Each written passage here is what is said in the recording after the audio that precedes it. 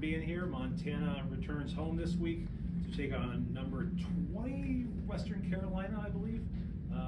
And with us today is center Cade Klimczak, linebacker Ryan Tirrell, and Coach Hauck. And Coach, we'll just start with your final thoughts from a big win for the Grizzlies over the weekend, and your initial reaction, or initial thoughts on Western Carolina. Sure, thanks, Tapes. From last weekend's game, it was a good effort by our guys. There's a lot of good stuff, offense, defense, special teams. I think we played well in all three phases. We blocked well, we tackled well, came off the ball on both sides. It was just a great win for us. We're excited to get it. In terms of this week's game, they look really good on film. I thought they could have beaten North Carolina State in the opener. They were up in the fourth quarter, and it was a fun game, an interesting game to watch yesterday. I think they look fast in all three phases, so it's a team with good team speed that we're going to see this weekend. Quarterback's a preseason All-American. I think everybody knows that they led the nation in total offense last year. They have 7 returning starters, so their team's got a chance to win this year, a chance to win the conference, a chance to be a factor in as Eric just mentioned, in the rankings and all that. So we'll have a huge challenge on Saturday when they come. Questions?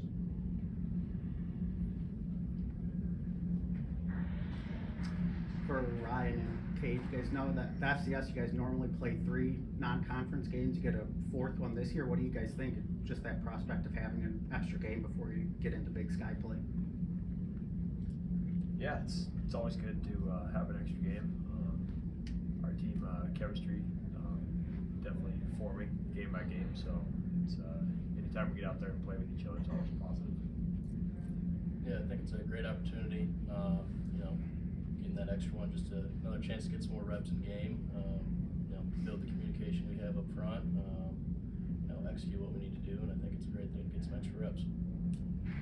Bobby, how do you weigh any benefits or any drawbacks of having an extra non-conference game, extra regular season game?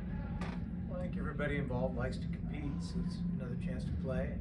It's been that way a long time in college football, when you have a certain number of Saturdays, you can have another game. And we have another one. We just enjoyed the chance to compete, I think. And you mentioned their season opener against NC State. How were they able to hang with an FBS team, ranked FBS team, and take a lead into the fourth quarter in that game? They played well. They were solid in all 3 phases. Particularly, I thought they did some great things at third down, and moved the chains, took advantage of opportunities, and got some big stops on defense. Coach, Western Carolina, they won their last game with a big special teams moment in there. So is special teams on your guys' end something? What was that? The block kick, I think. The block field goal that was taken back.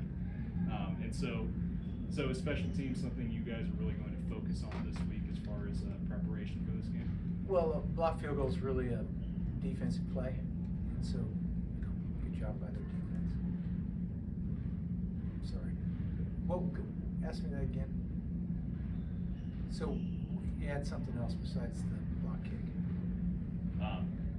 I can't remember exactly what they did, but they had a few good plays on special teams. Yeah, they're good in the kicking game. They do a nice job. You can see that they're well thought out in how they approach it. It looks to me like they have a system that they believe in, and they're going to do what they do well.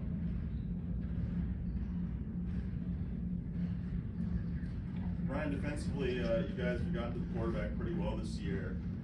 What do you attribute to that success so far this season?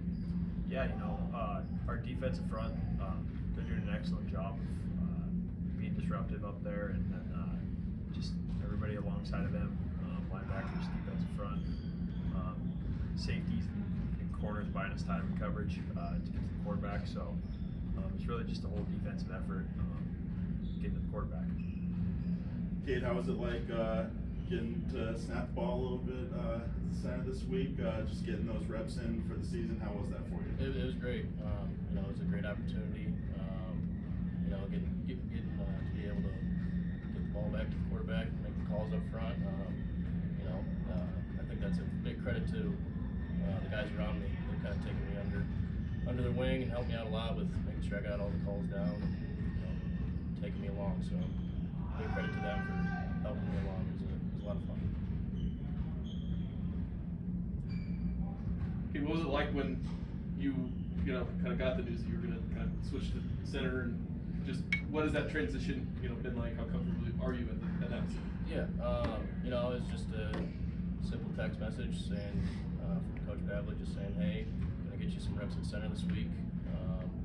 You know, I just felt pretty comfortable with it. I kind of was brought in to either play guard or center, so that was kind of an expectation going in. So, yeah, it was a pretty good transition, and again, you know, being in the film room with the O-linemen that have been around for a while has really helped as far as getting all the calls down and everything. So, again, attribute that to them.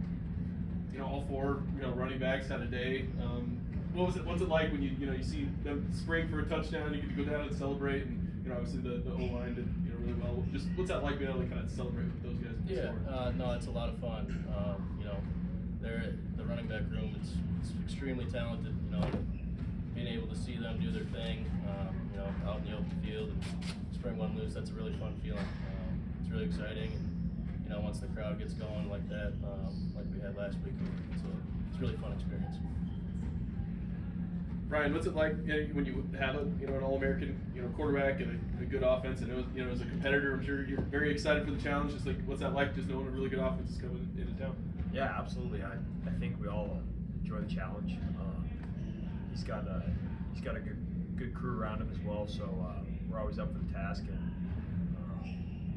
it's just we got to take it day by day and make sure we focus in on it. Coach, what's something that the quarterback in particular kind of does that stands out on film? He looks like he sees coverage pretty well to me.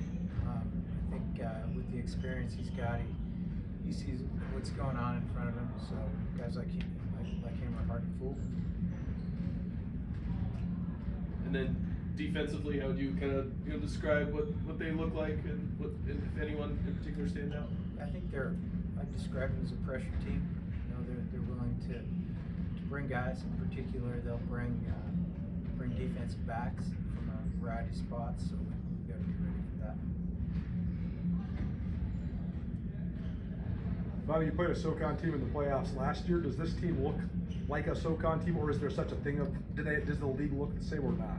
Yeah, I probably couldn't define what a SoCon team looks like. It's changed so much because there's so many different teams in that league too, right? Yeah, I mean, if I remember correctly, that would have been, you know, App State, Correct. Georgia Southern, and those guys back before. Yeah.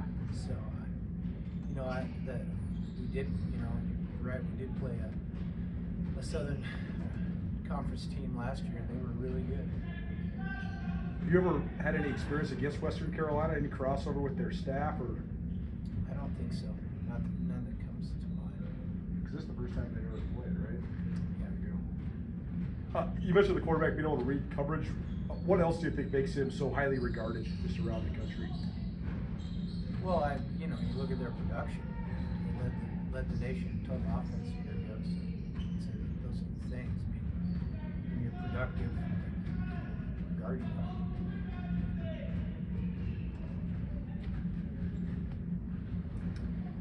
Campbell did pick him off 4 times, so when you're watching the film, how were they able to get him into mistakes like that? You know, I'm gonna have to go back and watch that. I watch your cut-ups mostly, so I'm really not prepared to answer that. And just looking at their 2 deep, their offensive linemen seem to just have such great size. What stands out to you on film about how their O-line plays? Say that one more time, Frank. I'm having a hard time hearing. Their offensive line just seems to be big weight-wise. Just what stands out about how the O-line plays when you watch the film? Yeah, I'm not real prepared to do an in-depth personnel evaluation on those guys today. And I really haven't evaluated their O-line yet, so hard for me to answer that one too. I want to ask about Hayden Harris. He spent 4 years at UCLA, didn't play much there. So what did you guys see in him where you thought he could come in and be a contributor like he has been here? Well, Hayden's a big, athletic guy. He's long-armed. He's got great size. Guys develop at their own pace, you know, and certainly he's played his best football here the last 2 years. Obviously, we're happy to have him. And by Cajo leading you guys in tackles, how's he been able to come in and fit into the defense early on in his first season here? Well, part of it's been the fact that we've had some depth issues, so he's probably gotten a little more playing time than he would have. And you know, he's worked at it. He's immersed himself into the linebacking core, and he, you know, he's paid attention to what's going on. He's learned the system, which lends itself to him being able to do things. And then Tyson Rostad from Hamilton got his first start on Saturday. I think he was tied for second on the team in tackles. Just how did he grade out when you watched film back? I thought he played pretty well, you know, especially for a young guy that had to come in and do a lot of different things. So he did a nice job. One more. Bobby, I'm doing a story on Sloan McPherson and his bone marrow donation. So I wanted to ask you about the kind of guy he is, and you know, the Grizzlies always are collecting signatures every year for that program. So what's it like to have one of your guys do it and the kind of guy he is? Well, we've had quite a few, or numerous, I should say, that have been donors, and again, the reason we're part of that organization is it's a legit chance to save somebody's life. I think it's pretty giving of our players in general to put in the time, register themselves and others, so you save some stranger's life. And it's worldwide too, it's not just in the United States, so it's a really cool thing to be a part of, and the fact that Sloan was willing to do that, potentially give up a game or games to you know, just anonymously help somebody, a stranger out, speaks volumes about who he is. You know, he's a great dude, tough guy too, because he came back and played that first game. You know, I think that's the kind of guys we have in our locker room. He's a great example for a lot of people. And as we do that drive again this spring, you know, I hope people will take notice that it's a worthy cause and we can make a difference. Thanks, everyone. Great. Thanks, guys.